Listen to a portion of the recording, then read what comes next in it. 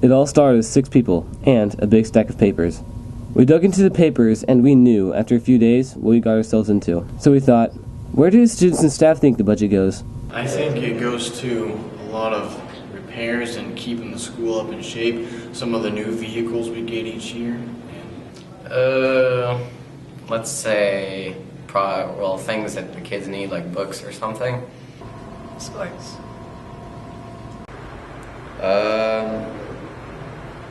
Sports and, I don't know, improving the facilities, I guess.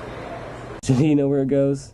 To dig in deeper, we need to go to Superintendent Mr. Olstrom and the Board Clerk, Mr. Sigwing. How would you describe the general fund?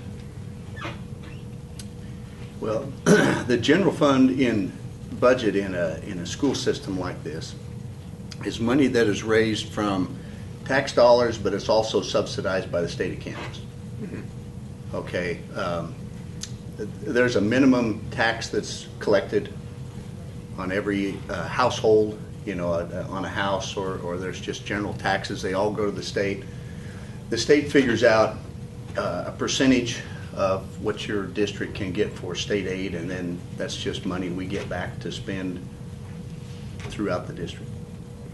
Nice. What all is covered under the general fund? Well, in the general fund, that's one of it's a universal fund. Mm-hmm. You can buy anything out of there you want to. So you can buy equipment, you can pay salaries, you can pay the light bill. It's just wide open. Whatever you need to spend money out of, that's where you have to budget it from. One of our main focuses, what I like to focus on out of the general fund, is we pay as many salaries out of that as we can. Capital outlay has evolved a little bit over the years. Originally, it was there for major expenditures on buildings, on large equipment, things that would last guaranteed over 5 years. We buy a lot of technology out of capital outlay. Our school buses come out of capital outlay.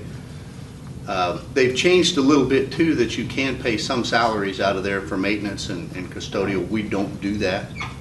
I don't like to get into paying salaries out of a fund that could change. So, in the capital outlay, you're talking about capital, that's big item. Well, most of the money, the money that I set aside out of our general fund budget for activities, Mr. O'Brien will use that to run off our events. Buy some things like the padded chairs we have in basketball, some of those things that make our programs nicer. And if you go down through our line item, in our budget line item, there is not a budget for activities. We blend those purchases in the general fund and in the supplemental general fund. Are there any changes you'd like to see? If so, what changes? Well, some of the changes in some places that we get some pretty good money is what we call at-risk funds and some things like that, and just loosening some of those constraints on what we can use those for. So some of the special ed money, the at-risk money, some of those special interest groups, and they kind of tie that money down to where you can't necessarily spread it over the general population. We've been kind of stagnant for a while in Kansas with funding. They've made a lot of changes. I would say the last 7, 8, 9 years have been pretty tough. Then we went into a block grant, so the last 3 years we've just been flat. Now the positive thing about that, I guess, is we lost some enrollment and we didn't lose any money. The negative thing is things still cost more. The process of collecting the money, I think we're getting back on track. We're basing that on how many kids you have, what the needs of the kids are, those kind of things. And that'll give us a better, I guess, formula to operate under. If the legislature goes the way they're talking about, they've kind of locked us in and guaranteed us 3 years of growth, if they can figure out how to fund that. So that's taken us back and given us a little more excitement about what could happen.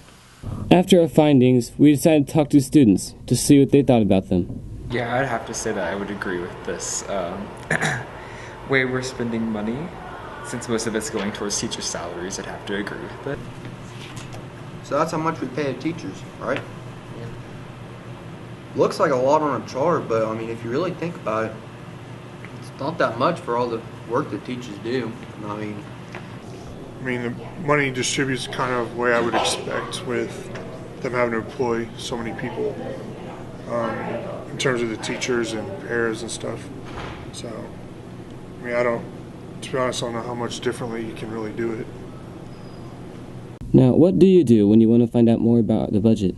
All of our records pretty much are public records, so if they want to understand how the process works, they're always welcome to come in and talk to us. We won't turn anyone down that has legitimate questions. Even if you guys just visit with them, like the maintenance director or, a teacher, one of the building principals. One thing I'd just say is school budgets are complicated. You talk to a lot of people and you get into the business and industry and they talk about profit and loss. If you're a business downtown, you're either making money or losing money, and you adjust at that point. We're just given an amount of money. And so that's what all those funds, they place different amounts in those funds to make sure you allocate them to where they need to go. So.